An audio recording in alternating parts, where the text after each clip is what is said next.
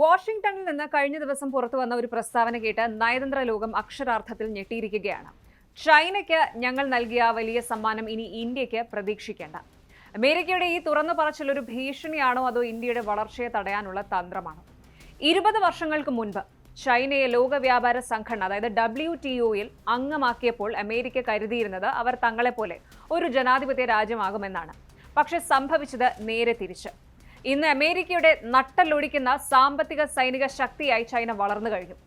ഈ ഒരു historical mistake ഇന്ത്യയുടെ കാര്യത്തിൽ ആവർത്തിക്കില്ല എന്നാണ് ഇപ്പോൾ വാഷിംഗ്ടൺ പരസ്യമായി പറയുന്നത്.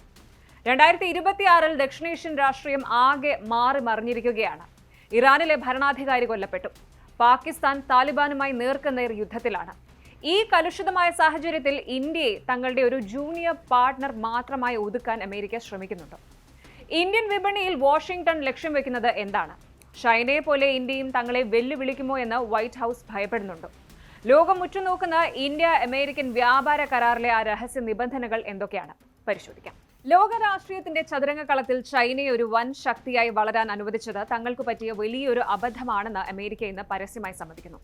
20 വർഷങ്ങൾക്ക് മുൻപ് ചൈനയെ ലോക വ്യാപാര സംഘടനയുടെ ഭാഗമാക്കിയതും അവർക്ക് വൻതോതിൽ വിപണി തുറന്നു കൊടുത്തതും ജനാധിപത്യവൽക്കരണത്തിന് സഹായിക്കുമെന്ന് വാഷിംഗ്ടൺ കരുതിയിരുന്നു. എന്നാൽ ആ കണക്ക് കൂട്ടലുകൾ തെറ്റിച്ചുകൊണ്ട് ചൈന അമേരിക്കയുടെ ഏറ്റവും വലിയ സാമ്പത്തിക സൈനിക ശത്രുവായി മാറുന്നതാണ് ലോകം കണ്ടത്.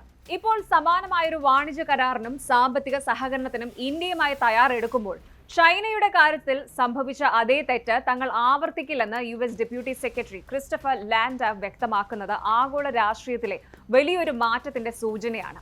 ഇവിടെ ശ്രദ്ധിക്കേണ്ട ഒരു കാര്യം, ഇന്ത്യ ഒരു വൻ ശക്തിയായി വളരാൻ അമേരിക്ക സമ്മതിക്കില്ല എന്നാണോ ഇതിന്റെ അർത്ഥം? ലാൻഡാവിന്റെ വാക്കുകളിൽ ഒളിഞ്ഞിരിക്കുന്ന സന്ദേശം ഇതാണ്: റെസിപ്രോസിറ്റി, അതായത് കൊടുക്കൽ വാങ്ങൽ കൃത്യമായിരിക്കണം. ചൈന അമേരിക്കൻ സാങ്കേതികവിദ്യ മോഷ്ടിച്ച് അമേരിക്കയെ തന്നെ വെല്ലുവിളിച്ചതുപോലെ ഒരു സാഹചര്യം ഇന്ത്യയിൽ നിന്ന് ഉണ്ടാകരുതെന്ന് വാഷിംഗ്ടണിന് നിർബന്ധമുണ്ട്. അതായത് ഇന്ത്യ വളരണം, പക്ഷേ അത് അമേരിക്കയുടെ നിയന്ത്രണത്തിലായിരിക്കണം. ബെയ്ജിങ്ങിനെ പോലെ ഇന്ത്യയെ തങ്ങളുടെ ശത്രുവാക്കാൻ അനുവദിക്കുന്ന സാഹചര്യം സൃഷ്ടിക്കില്ലെന്ന് അദ്ദേഹം പറയുമ്പോൾ അതിൽ ഒളിഞ്ഞിരിക്കുന്ന തന്ത്രങ്ങളും മുൻകരുതലുകളും ചർച്ച ചെയ്യപ്പെടേണ്ടതാണ്. 2000 ആണ്ടിന്റെ തുടക്കത്തിൽ അമേരിക്കൻ നയതന്ത്രജ്ഞർ വിശ്വസിച്ചിരുന്നത് സാമ്പത്തിക ഉദാരവൽക്കരണം ചൈനയിലെ രാഷ്ട്രീയ വ്യവസ്ഥയിൽ മാറ്റം വരുത്തുമെന്നായിരുന്നു. പടിഞ്ഞാറൻ വിപണികളിലേക്കുള്ള പ്രവേശനം ചൈനയെ ലോകക്രമത്തിന്റെ ഭാഗമാക്കുമെന്നും അവർ കരുതി. എന്നാൽ സംഭവിച്ചത് മറിച്ചായിരുന്നു. അമേരിക്കൻ സാങ്കേതിക വിദ്യയും മൂലധനവും ഉപയോഗിച്ച് ചൈന സ്വന്തം സാമ്പത്തിക അടിത്തറ ശക്തമാക്കുകയും പിന്നീട് ആ കരുത്ത് ഉപയോഗിച്ച് അമേരിക്കയുടെ തന്നെ ആധിപത്യത്തെ വെല്ലുവിളിക്കുകയും ചെയ്തു. 2018 ഡൊണാൾഡ് ട്രംപ് ഭരണകൂടം ആരംഭിച്ച വ്യാപാര യുദ്ധം ഈ തിരിച്ചറിവിന്റെ പരിസമാപ്തിയായിരുന്നു. ചൈനീസ് കമ്പനികൾ അമേരിക്കൻ സാങ്കേതിക വിദ്യ മോഷ്ടിക്കുന്നുവെന്നും വ്യാപാര കമ്മി അമേരിക്കയെ തളർത്തുന്നുവെന്നുമുള്ള ആരോപണങ്ങൾ പണ്ടേ നിലനിന്നിരുന്നു. ചൈനയിൽ ബിസിനസ് ചെയ്യണമെങ്കിൽ വിദേശ കമ്പനികൾ തങ്ങളുടെ ടെക്നോളജി കൈമാറണമെന്ന നിബന്ധന വാസ്തവത്തിൽ ചൈനയെ ഒരു സാങ്കേതിക വൻ ശക്തിയാക്കി മാറ്റുകയായിരുന്നു. ഈ ചരിത്രം മുന്നിൽ വച്ചാണ് ഇന്ത്യയുമായുള്ള ബന്ധത്തിൽ അമേരിക്ക കരുതലോടെ നീങ്ങുന്നത്. ഇനി ഇന്ത്യയുമായുള്ള വാണിജ്യ കരാർ അവസാന ഘട്ടത്തിലാണെന്ന് ലാൻഡാവ് വെളിപ്പെടുത്തുമ്പോൾ ഇത് കേവലം 2 രാജ്യങ്ങൾ തമ്മിലുള്ള കച്ചവടത്തിനും അപ്പുറം വലിയൊരു രാഷ്ട്രീയ നീക്കമാണ്. ലോകത്തെ ഏറ്റവും വലിയ ജനാധിപത്യ രാജ്യമായ ഇന്ത്യയെ തങ്ങളുടെ പക്ഷത്ത് നിർത്തേണ്ടത് ചൈനയെ പ്രതിരോധിക്കാൻ അമേരിക്കയ്ക്ക് അത്യന്താപേക്ഷിതമാണ്. എന്നാൽ ഇന്ത്യ സാമ്പത്തികമായി വളരുമ്പോൾ അത് അമേരിക്കയുടെ നിയന്ത്രണത്തിന് പുറത്തു പോകരുതെന്ന ആഗ്രഹം ലാൻഡാവിന്റെ വാക്കുകളിൽ പ്രതിഫലിക്കുന്നുണ്ട്. ഇന്ത്യയുടെ വിപണി വിപുലീകരിക്കാൻ തങ്ങൾ സഹായിക്കുമെന്ന് പറയുമ്പോഴും അത് ചൈനയെ പോലെ മറ്റൊരു ഭീഷണിയെ വളരാൻ അനുവദിക്കില്ലെന്ന സന്ദേശമാണ് അമേരിക്ക നൽകുന്നത്. വാഷിംഗ്ടൺ അവരുടെ ജനങ്ങളുടെ താൽപര്യങ്ങൾ സംരക്ഷിക്കുമെന്ന് അദ്ദേഹം ഊന്നി പറയുന്നത് ഇന്ത്യയുടെ പല കയറ്റുമതികൾക്കും ഭാവിയിൽ കർശനമായ നിയന്ത്രണങ്ങൾ ഉണ്ടാകാൻ സാധ്യതയുണ്ട് എന്നതിന്റെ സൂചനയായി വേണം കരുതാൻ. നമുക്കറിയാം, 2025 ട്രംപ് ഭരണകൂടം ഇന്ത്യക്ക് മേൽ കനത്ത താരിഫുകൾ ചുമത്തിയിരുന്നു. റഷ്യയിൽ നിന്ന് എണ്ണ വാങ്ങിയതിന് 25% പെനാൽറ്റി അടക്കം ഏതാണ്ട് 50% വരെയായിരുന്നു പല ഉൽപ്പന്നങ്ങളുടെയും നികുതി. എന്നാൽ 2026 ഫെബ്രുവരിയിൽ പ്രധാനമന്ത്രി മോദിയും പ്രസിഡന്റ് ട്രംപും തമ്മിൽ നടത്തിയ ചർച്ചകൾക്ക് ശേഷം ഈ നികുതി 18% കുറയ്ക്കാൻ തീരുമാനമായിട്ടുണ്ട്. പക്ഷേ ഇതിന് പിന്നിൽ വലിയൊരു കണ്ടീഷനുണ്ട്. അടുത്ത 5 വർഷത്തിനുള്ളിൽ $500 ബില്യൺ അമേരിക്കൻ ഉൽപ്പന്നങ്ങൾ ഇന്ത്യ വാങ്ങണം. കൂടാതെ റഷ്യൻ എണ്ണ ഇറക്കുമതി പൂർണ്ണമായും നിർത്തണം. ഇത് ഇന്ത്യയുടെ സ്ട്രാറ്റജിക് ഓട്ടോണോമിയെ ബാധിക്കില്ലേ എന്ന വലിയ ചോദ്യമാണ് ഇപ്പോൾ ഉയരുന്നത്. ഇനി നമുക്ക് ഇപ്പോഴത്തെ സുരക്ഷാ സാഹചര്യം നോക്കാം. 2026 മാർച്ചിലെ സ്ഥിതി അതീവ ഗുരുതരമാണ്. ഇറാനിലെ പരമോന്നത നേതാവ് ആയതൊല്ല അലി ഖമേനിയുടെ വധത്തിന് പിന്നാലെ പശ്ചിമേഷ്യ കത്തുകയാണ്.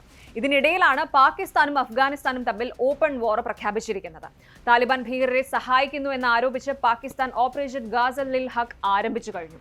ഇതിനോടകം 100 കണക്കിന് താലിബാൻ പോരാളികളെ വധിച്ചതായിട്ടാണ് പാകിസ്ഥാൻ അവകാശപ്പെടുന്നത്. ബഗ്രാം എയർബേസ് വരെ ലക്ഷ്യമാക്കിയാണ് പാകിസ്ഥാന്റെ നീക്കം. അമേരിക്കൻ നയതന്ത്ര ഉദ്യോഗസ്ഥരോട് പാകിസ്ഥാൻ വിടാൻ ട്രംപ് ഉത്തരവിട്ടത് മേഖലയിലെ സുരക്ഷാ തകർച്ചയുടെ ആഴവും കാണിക്കുന്നു. ഇത്തരമൊരു കലുഷിതമായ അന്തരീക്ഷത്തിൽ ഇന്ത്യയെ ഒരു സ്റ്റേബിൾ പാർട്ട്ണറായി നിലനിർത്താൻ അമേരിക്കയ്ക്ക് താല്പര്യമുണ്ട്. പക്ഷേ ഈ പങ്കാളിത്തം ഇന്ത്യയുടെ നിബന്ധനകൾക്ക് അനുസരിച്ചാണോ അതോ അമേരിക്കയുടെ താല്പര്യങ്ങൾക്ക് അനുസരിച്ചാണോ എന്നതാണ് പ്രധാന ചോദ്യം. അമേരിക്കയുടെ ഈ ഇരട്ടത്താപ്പ് നയം ഇന്ത്യൻ നയതന്ത്ര വിദഗ്ധരെ പ്രകോപിപ്പിച്ചിട്ടുണ്ട്. മുൻ വിദേശകാര്യ സെക്രട്ടറി കൻവാൽ സിബലിന്റെ പ്രതികരണം നോക്കൂ. അദ്ദേഹം പറയുന്നത് ഇന്ത്യയെ ഒരു ജൂനിയർ പാർട്ട്ണറായി കാണാനാണ് അമേരിക്ക ശ്രമിക്കുന്നത് എന്നാണ്. ഇന്ത്യയുടെ വിപണി എങ്ങനെ ആയിരിക്കണം, ഇന്ത്യ എവിടെ നിന്ന് എണ്ണ വാങ്ങണമെന്ന് തീരുമാനിക്കാൻ വാഷിംഗ്ടണിന് എന്ത് അധികാരം? ചൈനയുമായി ഇന്ത്യയെ താരതമ്യം ചെയ്യുന്നത് തന്നെ തെറ്റാണെന്ന് അദ്ദേഹം ഊന്നി പറയുന്നുണ്ട്. ചൈന ഒരു ഏകാധിപത്യ രാജ്യമാണ്, എന്നാൽ ഇന്ത്യ ഒരു ജനാധിപത്യ രാജ്യമാണ്. ഇന്ത്യയുടെ സാമ്പത്തിക പരമാധികാരത്തിൽ അമേരിക്ക കൈകടത്തുന്നത് ഒരു പരമാധികാര രാജ്യത്തിന് അംഗീകരിക്കാനാവില്ല.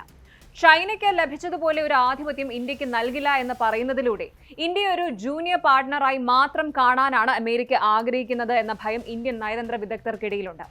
സാങ്കേതിക വിദ്യ കൈമാറുന്നതിലും വിപണി പങ്കിടുന്നതിലും അമേരിക്ക വെക്കുന്ന ഉപാധികൾ ഇന്ത്യയുടെ തനതായ സാമ്പത്തിക വികസനത്തെ ബാധിക്കുമെന്ന് ഇവർ മുന്നറിയിപ്പ് നൽകുന്നുണ്ട്.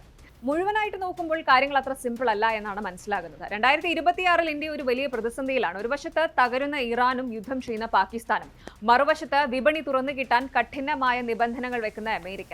അമേരിക്കയുടെ ഈ ചൈനീസ് അബദ്ധം എന്ന പ്രയോഗം വാസ്തവത്തിൽ ഇന്ത്യക്കുള്ള ഒരു വാർണിംഗ് ആണ്. ഇന്ത്യ ഒരു ഗ്ലോബൽ മാനുഫാക്ചറിംഗ് ഹബ്ബായി വളരുന്നത് അമേരിക്ക ഭയപ്പെടുന്നുണ്ടോ എന്ന് സംശയിക്കേണ്ടിയിരിക്കുന്നു.